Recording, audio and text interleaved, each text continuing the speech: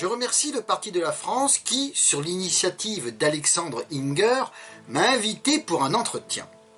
Au cours de la discussion, j'ai expliqué que j'attribuais la déchristianisation de la France avant tout au développement, depuis le XVIIe siècle, des sciences de l'observation et à l'essor, à partir du XVIIIe siècle, de la critique biblique.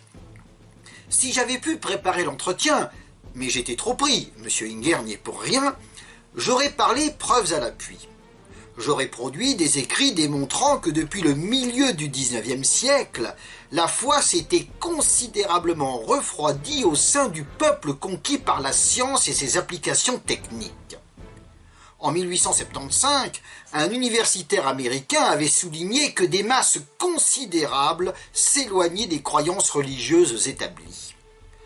30 ans plus tard, un auteur expliqua ainsi le recul des dogmes chrétiens. Ils ne répondent plus à la conception que nous avons de l'univers et de ses lois. On ne les nie pas, on les ignore. Il avait raison. Légitimement ou non, le scientisme du XIXe siècle avait chassé des esprits de nombreux dogmes, refroidissant la foi religieuse.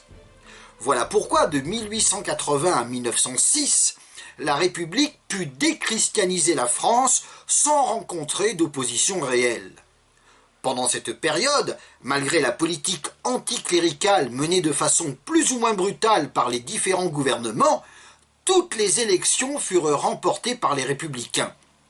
Fin 1905, enfin, la République triomphante put voter la loi de séparation de l'Église et de l'État sans être ni gênée ni renversée. N'ayant pu étayer mon exposé, un internaute lance à mon propos « Lamentable, il est tombé bien bas. En 1898, les royalistes ont gagné les élections.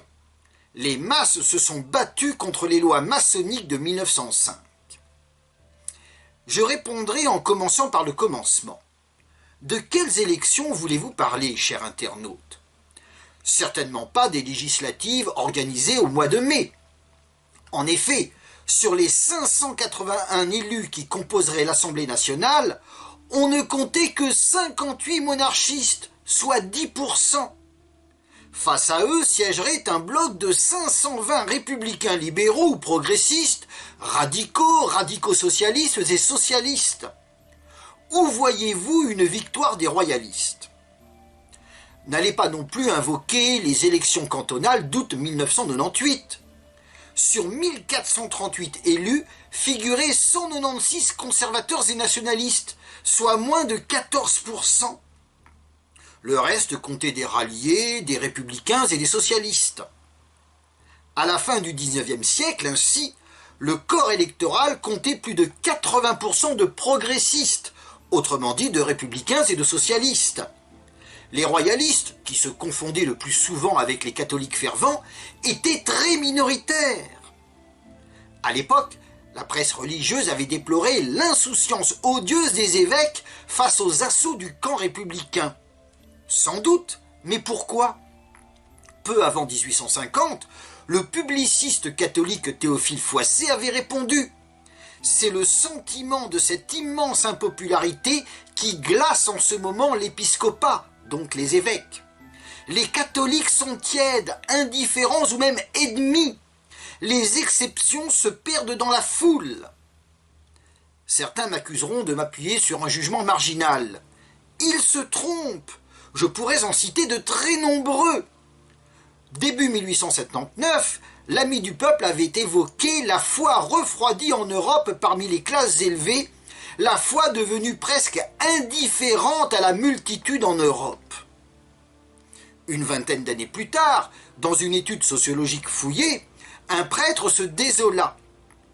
Beaucoup de mes contemporains, depuis leur sortie du lycée, n'ont pas donné un quart d'heure d'examen aux questions les plus importantes, à celles qui intéressent directement le but de la vie.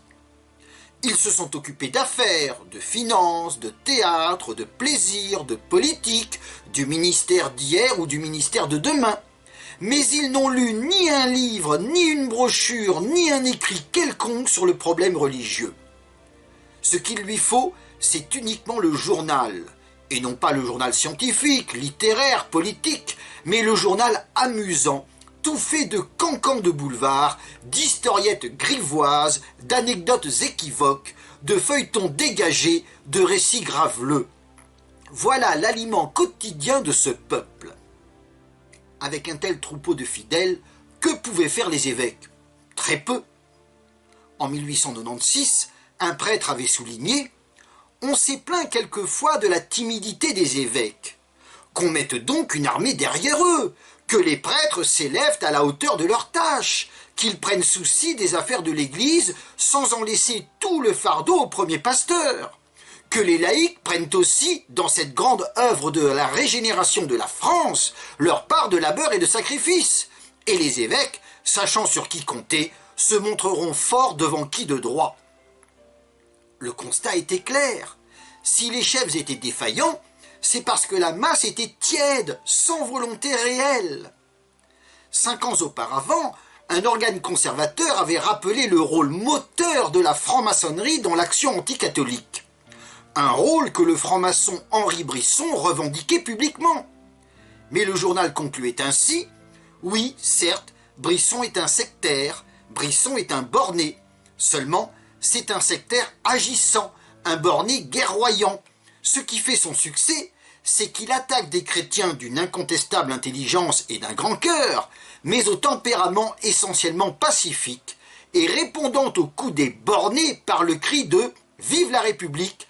avec accompagnement de Marseillaise. Il ne faut pas chercher ailleurs la cause des succès de la franc-maçonnerie et de l'effronterie des bornés. C'est l'apathie des catholiques qui assure la victoire des francs-maçons. En 1894, un organe catholique régional déplora le renforcement de la franc-maçonnerie dans le département, comme dans toute la France d'ailleurs. Là encore, toutefois, il pointait les vraies responsabilités. En voyant ces résultats, nous pouvons, nous, catholiques charentais, battre notre mea culpa. Les francs-maçons les doivent moins à leur habileté qu'à notre inertie. Nous n'avons rien fait pour leur barrer la route et les démasquer aux yeux du peuple. Nous les avons vus jeter de la boue sur tout ce que nous aimions et vénérions, blasphémer notre Dieu, insulter notre foi, supprimer nos processions, laïciser nos écoles, et nous n'avons rien dit. Ils ont essayé de déshonorer nos prêtres, nos religieuses, et nous les avons laissés faire. Ils ont répandu sur notre compte les calomnies les plus absurdes, et nous n'avons rien fait pour nous défendre. Ah, si nous avions eu le courage de rendre coup pour coup et de déshabiller quelques-uns des frères maçons, et même quelquefois leurs vénérables, nous les aurions vus bien vite cesser les hostilités. Ils savent qu'il y a beaucoup à dire sur leur compte. Ils auraient eu peur. Notre silence seul leur a donné tant d'audace. En 1903, l'abbé Planex décrivit les catholiques timides en ces termes. Leur préoccupation première, c'est que leur commerce aille bien, que les denrées se vendent le prix normal, que la bourse ne subisse pas de fluctuations trop imprévues, qu'ils arrivent à établir leurs enfants dans de belles conditions, qu'ils s'assurent pour leurs vieux jours des rentes arrondies et des placements de tout repos.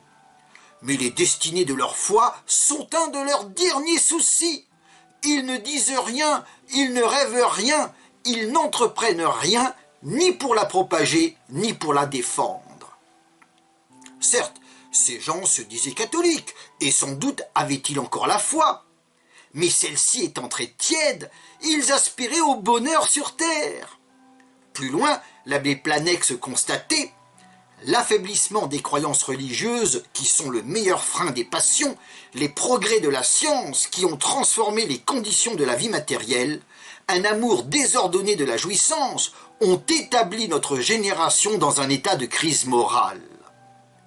Une unique passion règne sur l'âme populaire, la passion du bien-être, le désir de la jouissance. Et comme pour jouir, il faut posséder beaucoup, cette avidité du plaisir produit une soif insatiable de l'or. Toutes les classes se précipitent pêle-mêle vers cet or, seule noblesse désormais, seul honneur, seule considération.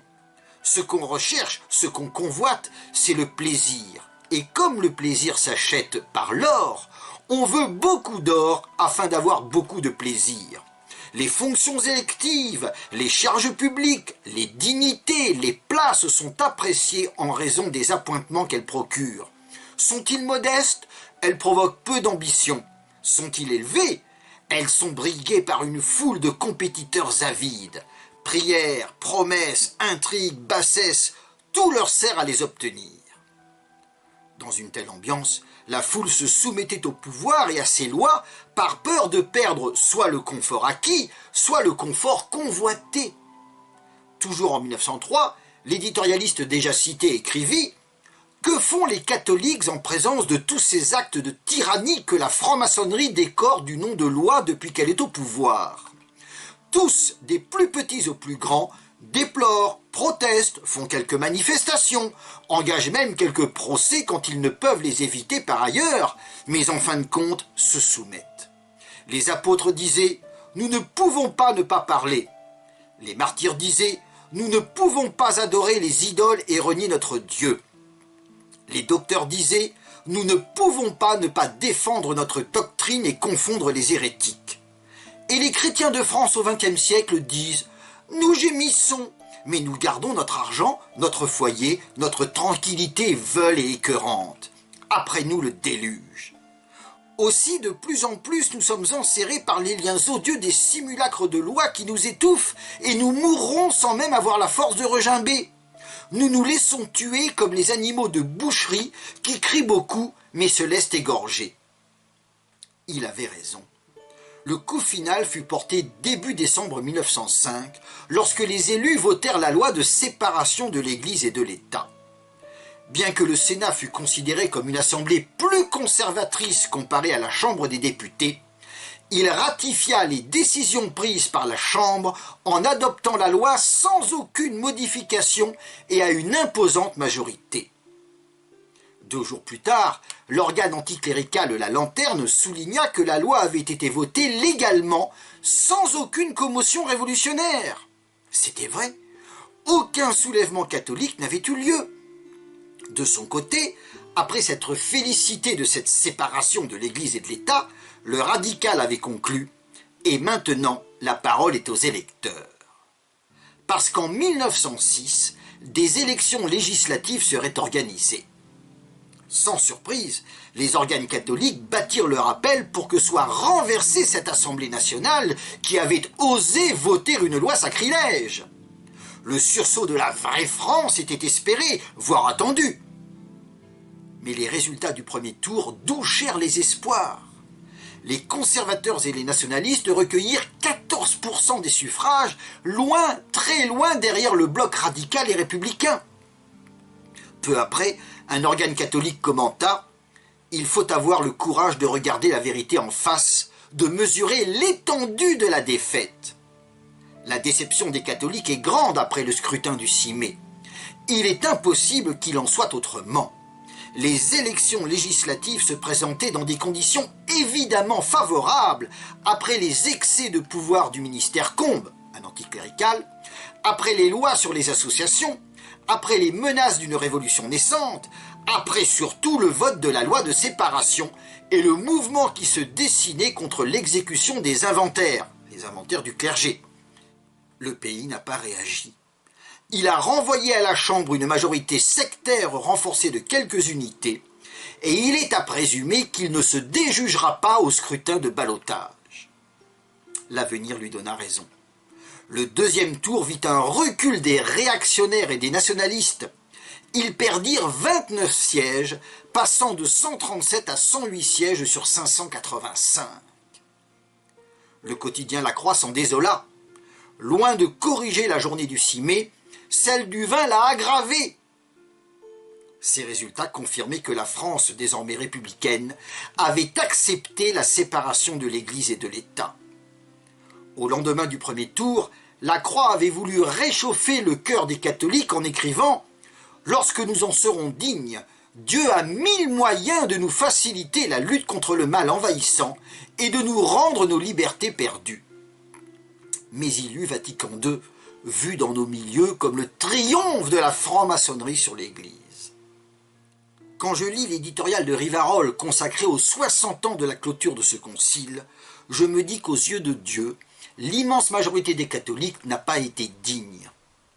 Et en effet, aux yeux de Don Mancinella, Vatican II fut la punition pour une chrétienté endormie dans son propre bien-être et dépourvue d'amour de la vérité. Depuis 1980 donc, et même avant, la faute première revient au peuple. Il en va de même avec la question juive. À l'heure où je suis accusé d'injure à l'encontre des juifs, ce sera l'objet de ma prochaine vidéo. Bonsoir.